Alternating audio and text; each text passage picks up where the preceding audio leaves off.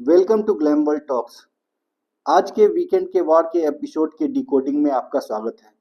आज हम समझेंगे कि कैसे एक चैनल सिर्फ टीआरपी के लिए कितना नीचे गिर सकता है, किस हद तक कोई एक चैनल सिर्फ पैसे बनाने के लिए, सिर्फ टीआरपी के लिए किसी इंसान का कैरेक्टर असैसिनेशन नेशनल टेलीविजन पे कर सकता है। हम डिटेल में चैनल का डर्टी गेम एक्सपोज करेंगे। तो आइए हम बात कर लेते हैं आज के एपिसोड के बारे में, सीरियल ऑर्डर में, जैसे जैसे जो जो इवेंट्स हुए हैं आज के दिन। सबसे पहले एक कचरा वाला जो है वो टास्क दिखाया गया। उस टास्क में सबसे ज्यादा जोकर को, ऑब्वियसली उसने आज तक जो चैनल का डिसरेस्पेक्ट किया है उसके लिए आज तक उसने सॉरी नहीं बोला है।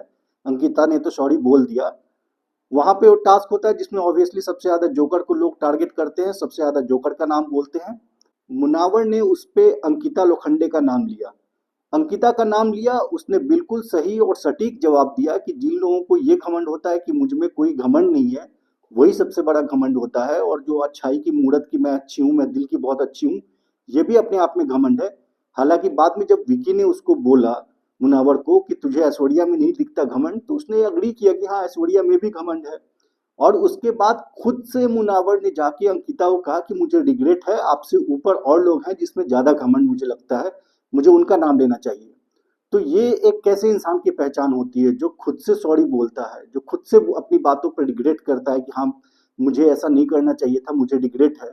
ये रिग्रेट, सॉरी, इस तरह की जो शब्द हैं, वो एक हम्बल, एक डाउन टू अर्थ इंसान के ट्रेट्स हैं, ना कि किसी एरोगेंट इंसान के ट्रेट्स हैं। और उस पर सलमान खान आके बोलते हैं कि आप लोगों ने गलत चूज किया, सबसे ज्यादा एरोगेंस जो है मुनावर में है। वाह, कोई लॉजिक ही नहीं है बात का। बस आपको पूरा का पूरा एपिसोड मुनावर पे कंडक्ट करना है। आपको पता है कि टीआरपी सिर्फ और सिर्फ मुनावर के नाम पे आती है, तो बस कुछ भी बकवास करते रहो पूरा का पूरा एपिसोड में। स्टार्टिंग टू एंड जो है बस मुनावर का फुटेज दिखाओ। कचरे वाले टास्क के बाद one on one Vicky Jain आता है, मुनावर से बात करता है, वहां मुनावर का फुटेज। उसके बाद उससे अंकिता अकेले में बात करती है, वहां पे मुनव्वर का फुटेज। उसके बाद नील के साथ दिखाई जाती है मुनव्वर का बात, वहां मुनव्वर का फुटेज। उसके बाद ऐश्वर्या जाती है मुनव्वर से बात करने, वहां मुनव्वर का फुटेज। उसके बाद जोकर जाता है मुनव्वर से अपना दिल हल्का करने, मुनव्वर जोकर को भी गाइड करता है, वहां मुनव्वर का फुटेज। उसके बाद जब सलमान खान आते हैं तो पूरा थ्रू आउट बस मुनव्वर मुनव्वर मुनव्वर, क्योंकि मेकर्स को पता है कि टीआरपी मुनव्वर के नाम से ही मिलनी है। वीकेंड के वॉर का एक फॉर्मेट होता है बैशिंग का, हमें बहस करना है मुनव्वर को, तो किसी भी तरह से कुछ भी उठपटांग टॉपिक निकाल के लाओ, कोई इलॉजिकल बात लेके आओ, बस मुनव्वर को डांट लगाओ ताकि बाहर में शोर शराबा हो। जितने भी मुनव्वर के फैन हैं सोशल मीडिया पर ट्रेंड करें, और जो लोग बिग बॉस नहीं भी देख रहे हैं वो ट्रेंड को देख के लगे कि ऐसा क्या हो गया, चलो हम भी देखते हैं, तो और उनकी व्यूअरशिप बढ़े और टीआरपी बढ़े, पैसे ज्यादा कमाए। बस इतना ही ऑब्जेक्टिव है मेकर्स का। और कोई इस वीकेंड, पहले के जो सीजन थे उसमें होता था कि एक्चुअल में फीडबैक मिलता था, एक एक जो कंटेस्टेंट है उसका गेम उभारने की कोशिश, उसकी रियल पर्सनालिटी साइड लाने की कोशिश होती थी। यहाँ पर तो मेकर्स ये चाह रहे हैं कि मुनव्वर का जो रियल पर्सनालिटी है, जो एक हम्बल डाउन टू अर्थ लड़के का है, वो अपना रियल पर्सनालिटी छोड़ दे और मेकर्स के स्क्रिप्ट के हिसाब से जबरदस्ती लोगों के साथ लड़ता भिड़े। अब एक कोई चीज कॉल आउट हुई, उसने पूरे मोहल्ले पे जलील कर दिया अंकिता को उसके थेरेपी वाली चीज को लेके। उसके बाद भी अंकिता उसको आके सॉरी बोल रही है, उसको मना रही है, तो अब मुनव्वर करे क्या? वहां पे मुनव्वर की क्या गलती है? अगर कीचड़ का टास्क होता है उसमें एक भी आदमी मुनव्वर पे नहीं कीचड़ डालता है, तो उसमें मुनव्वर की क्या गलती?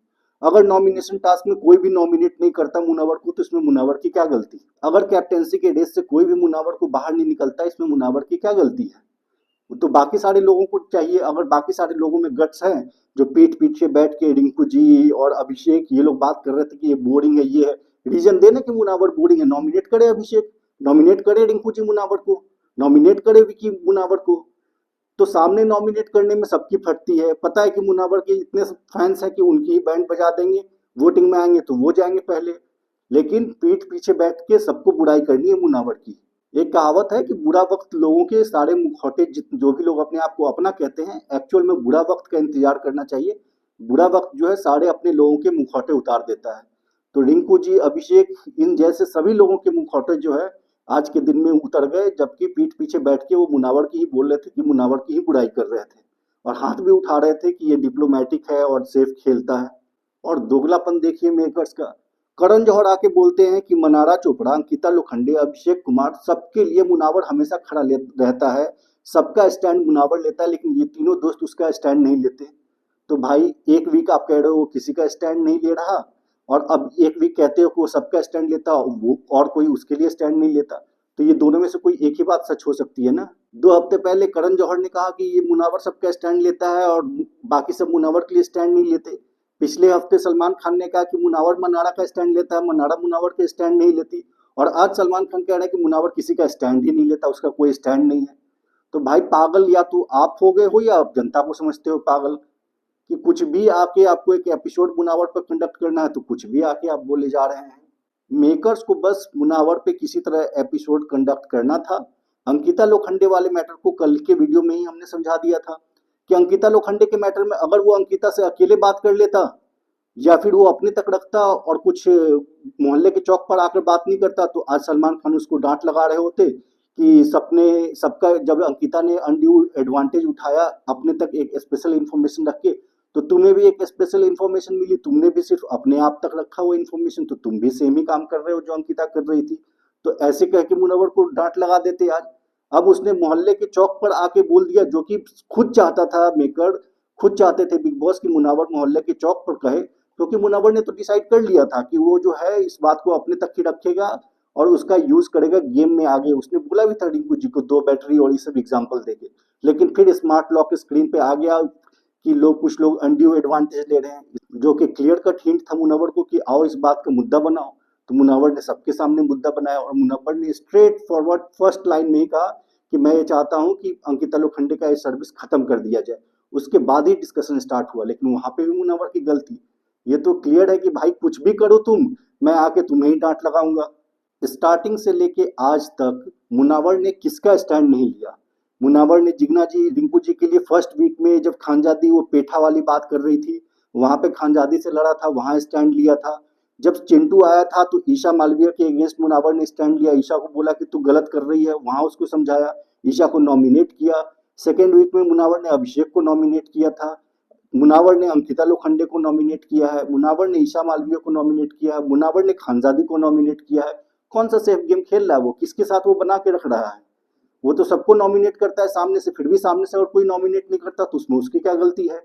मुनावर ने तो जहां पे जब भी मौका आया है वहां पे उसने अपने फ्रंट फुट पे आके और सबके लिए, यहाँ तक कि जोकर के लिए स्टैंड लिया है। जब तहलका और अरुण उसको धक्के लगा के, अभिषेक सबको उसको धक्के मार रहे थे, तो वो सामने आके जोकर को प्रोटेक्ट करते हुए जोकर के लिए स्टैंड लेता है कि ये धक्का मारना गलत है।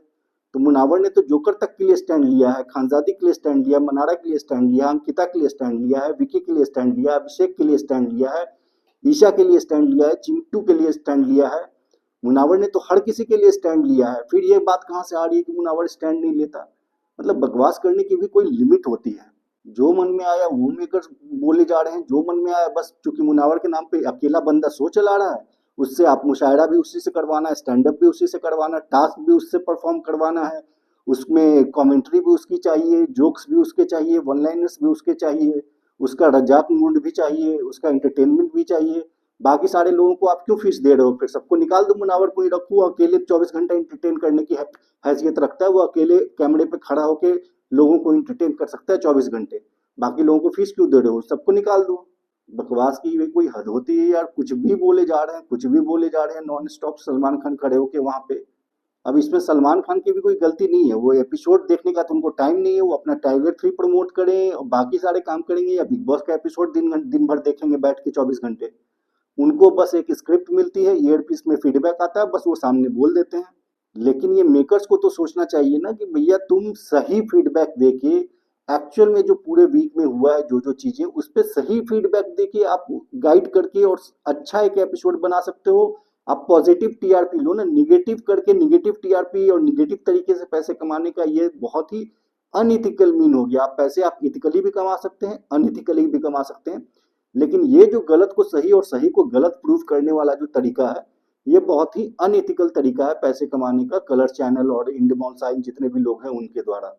क्योंकि मुनावर कहीं पे भी गलत नहीं था, जबरदस्ती के मुद्दे ढूंढ ढूंढ के जिसमें कुछ लेना न देना मुनव्वर का, जहां पे उसकी कोई गलती नहीं। और हैट्स ऑफ टू मुनव्वर कि बिग बॉस और सलमान खान उसको इतना इन्फ्लुएंस किए कि तू अंकिता के साथ ऐसे खराब कर ले, गुस्सा कर, ये कर वो कर।